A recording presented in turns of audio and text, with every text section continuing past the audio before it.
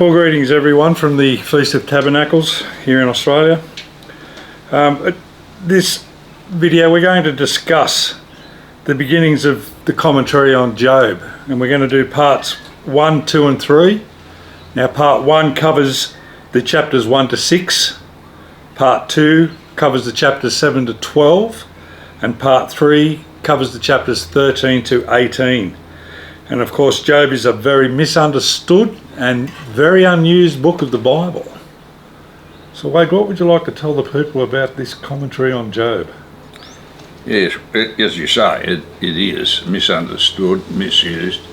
The Trinitarians can't do anything with it because it concerns Eloah, the one true God, who was the God of creating the earth. And Job understood from his father, Issachar, he was the third son of Issachar, and his grandfather, Jacob, his great-grandfather, Isaac, and his great-great-grandfather, Abraham. He understood all of the sequence of the patriarchs, the law and the testimony, and he understood what was required.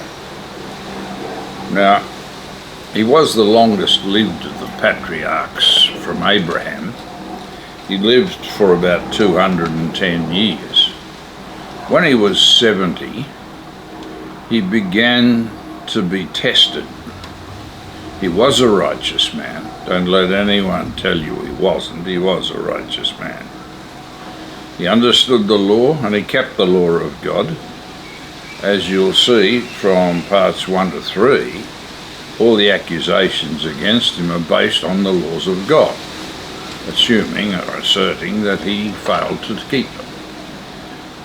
Now, his test began about 160 years before the Exodus. His father had gone in with his grandfather into Egypt, and he had gone in there when he was about 20. And then he left Egypt and moved into Uz and into the areas of the Edomites and the areas of the Midianites.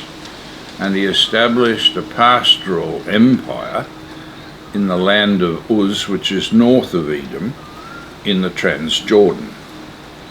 Now, he did that. And when he reached 70, they spoke about him, and God spoke about him in the heavenly council. And because he hadn't been accused by Satan, and he hadn't been accused by Satan up until then, so God tested Satan. And the book of Job is not just a trial of Job, it's a test and trial of Satan and the fallen host. And that's the important thing that we have to keep in mind. Chapter 1 and chapter 2 are all about the meetings of the celestial council, where Satan and the fallen host, the sons of God, are all before the throne of God, and they're spoken to about Job. And God is saying, is there anybody like my servant Job? He's a righteous man, basically. He's doing the right thing. Have you got anybody like him? What have you got to say about him? Now, they decided to, instead of acknowledging the fact that Job was all right, that's the major objection. Satan had not wanted mankind to be created and said that we were not worthy to become Elohim.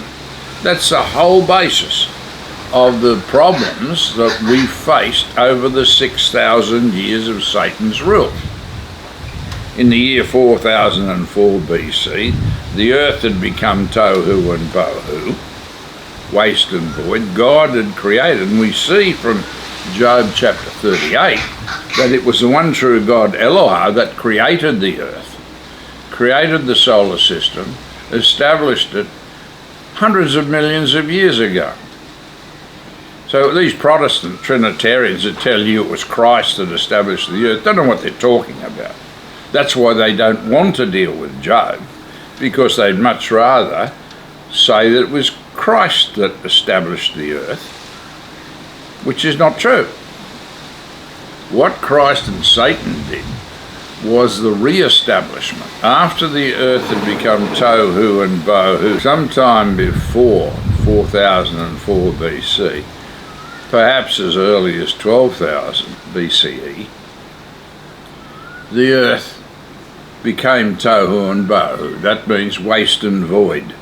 Something happened and it wiped out the previous existence. Satan had been experimenting with humans for plus on and off for 2 million years with these humanoids, seeing what could be done and what he could do with them, trying to preempt the optimum time under the 2 million years plus or minus of the main stars, the life stream sequence of the main star system. So all of those things were inadequate and they had to be done away with. But they were, when the earth became tohu and bohu, finished as sequences of the creation. What happened then was that Adam and Eve were created in 4004 BC by Christ and Satan and the sons of God, the Elohim. They came here, established the earth, and then we went through this process of the 6,000 years, the 6 working days of the creation of Genesis chapter 1, where you had the 6 days from Sunday, Monday through to Friday, which was the creation of the sequences in the refurbishment of the planet. That's what is referred to in John chapter 1 verses 1 to 18. It's not referring to the creation of the planet. It's referring to the refurbishment of the planet. That's the important factor of the book of Job. The book of Job refers to Eloah and the subordinate God of Israel. And what appears in Job is the subordinate God of Israel we know as the Christ. He was there speaking to Job before he gave the law to Moses. Moses spent 40 years in Egypt and then went to Midian for 40 years, and there he married Zipporah, and his father-in-law was Hobab, the Jethro, the high priest of Midian. So this Hobab, the Jethro, began teaching Moses, and this was in the last 15 years of Job's life. So there, without doubt, Moses and Jethro knew Job, and Moses wrote the book of Job. It's understood that he wrote the book of Job, and it was the first book of the Bible written. So this sequence then takes on a different aspect in that it's not just Job that's being tried, it's Satan and the fallen host that are under trial, and specifically Satan. This then goes through over that period, but this is 160 years before the Exodus. Moses is 55 when Job died, 25 years before the Exodus.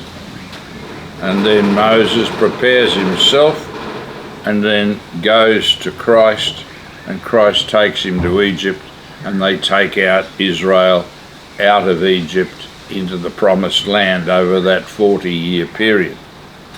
Now we'll do, in the commentary, we will do in Annex B the time frame, the time structure of what's happening. Now, in the first instance, Satan inflicts all these plagues on Job. He he takes his family and kills them. And the reason he's able to kill them is because they are keeping birthdays. They are using the pagan birthday systems where an individual becomes a god on the day of his birth. Now that's covered in the paper, 257 birthdays, and we'll deal with that at a separate time. But it is a function of idolatry, and that's why the children were allowed to be killed, because they were idolatrous. Job was sacrificing to prevent them coming under judgment because of what they were doing, because he knew full well that they were keeping that birthday system on their days, which is what the book of Job in the part 1 says. They were killed, everything was wiped out, all happened in a day. All the messengers that came in all came in at the same day and told Job of his complete collapse. His financial collapse, his pastoral empire collapsed, his family's killed, and he then is inflicted with terrible sickness. This sets the scenario. Now, this is a test not just of Satan and of Job, and the trial of Job, it's also a test of the religious system of the day under the sons of Esau and the sons of Midian. And the system, there are 3 sequences and 3 types of religion which are expressed by the 3 critics, the so-called friends, who as soon as Job was afflicted, sickness equals sin, therefore Job was a sinner, and they then threw away the second great commandment, which is to love your neighbour as yourself, and then they treated him as though he was the problem. Now we see these 3. You have Eliphaz the Temanite, the son of Esau, Bildad the Shuhite, and then Zophar the Naamathite. Now these were all tribal groups within the area. All of them knew and understood the system and the law and the testimony from the Midianites, all the sons of Abraham. So this then goes into the argument. You've got 3 of them arguing from 3 different false philosophical religious traditions. You've got the traditional theological structure under Eliphaz. You've got the traditions of the religious system under Bildad, and then you've got the arguments by Zophar of the human merit arguments and the arguments of survival by human merit, which are false. We will see through from 4 to 6 and then in 7 how these people are wrong. And we will see the system unfold so that these people are shown to be wrong, and Christ appears to these people in part 7. And we'll see how this develops so that we understand the development from Job of the 6,000 years to the establishment of the millennium under Christ for the 7,000th year. And the 6,000 years ends in 2027. In 2028 we begin the millennial system of the Christ. There is no reason why you should be deceived by this Trinitarian system. If you study Job, you will understand that Trinitarianism cannot be correct, and that Christ did appear to Job.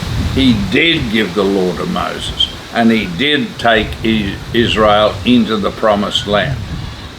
All of that is very important, and you'll see and fit that into the sequence of the testimony and trial of Job through each of the 7 sections of the trial.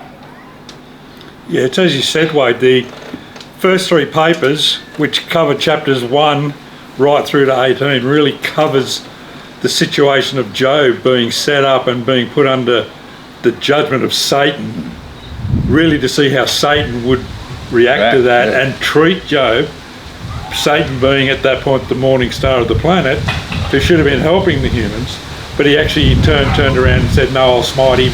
Yeah, he's no good, he's not worthy. The only limitation God placed on Satan was not to kill Job. Right. So he then inflicted